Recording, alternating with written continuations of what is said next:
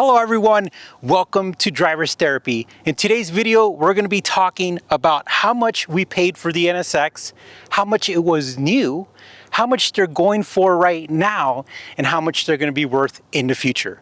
Well, first off, I paid $117,000 for my NSX almost 2 years ago, and I personally think I got a really good deal.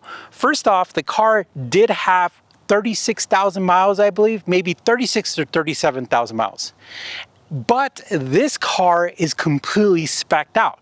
So the original MSRP for the NSX for this one was $197,000. And it had every option, all the carbon fiber, Alcantara, carbon fiber rear diffuser, engine covers. It had a lot of things. But I feel like I got a good deal because the car has Science of Speed downpipes, had an extra pair of wheels, the OEM wheels that you see right now.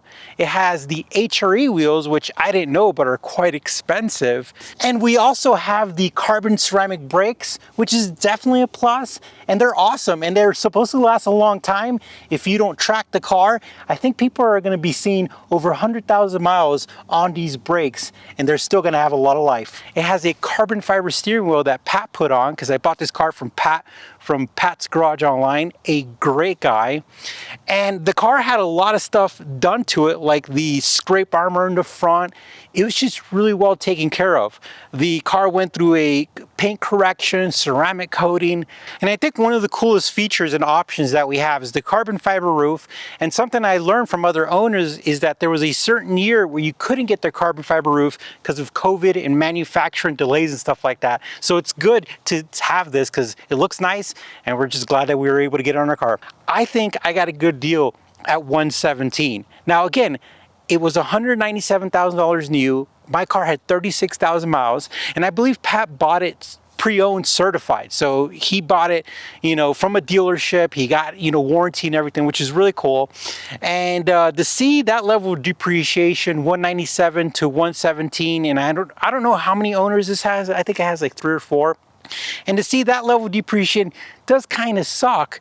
And that's why I'm going to segue into what are they going for now? Well, as you know, with inflation, with the economy, with the drop of the value of the dollar, these have gone up more than what I paid. But in reality, I just think they've held their value and they haven't dropped.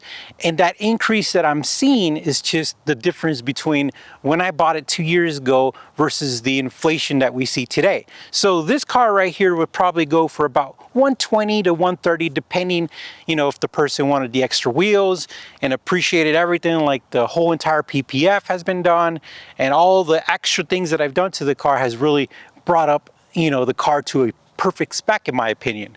So these are going for anywhere from about 120 to 130, depending on the condition and the specs. And what do I think they're going to be in the future? Well, in my opinion, I literally love this car. I was just driving it 60 degrees outside, and I was, going through the mountains here in Colorado.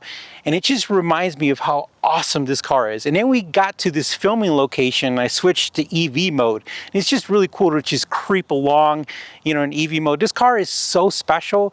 It is the first hybrid supercar, and I didn't know that. And I think most people don't recognize that this is the first hybrid supercar. We made a video talking about, the first hybrid hypercar and the first hybrid supercar and all the other hybrid cars that came out around the 2016, 2017 era.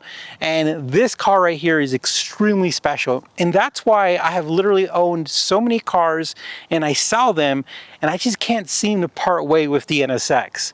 And is there interest? There is. I've gotten at least 2 people in the past year who've wanted to buy my car, and I thought about it because I like to try new stuff for the channel, but I changed my mind because these are so special, and I truly think that they're going to be worth a lot of money in the future. I'm not owning it for investment, but it just makes sense that at the end of the day, the core and the foundation of the car is that it's a great car. It's a great driving experience. You have a great time.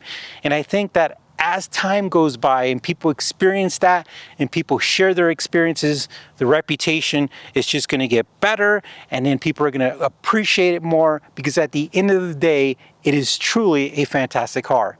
So that's how much I paid for it, and honestly, I love it, and I don't plan to get rid of it anytime. But I know I got some questions like this because we just made a video about the 991, how much I paid for that. And yeah. Well guys, thank you for watching. We appreciate it. Hit that like button and you take care.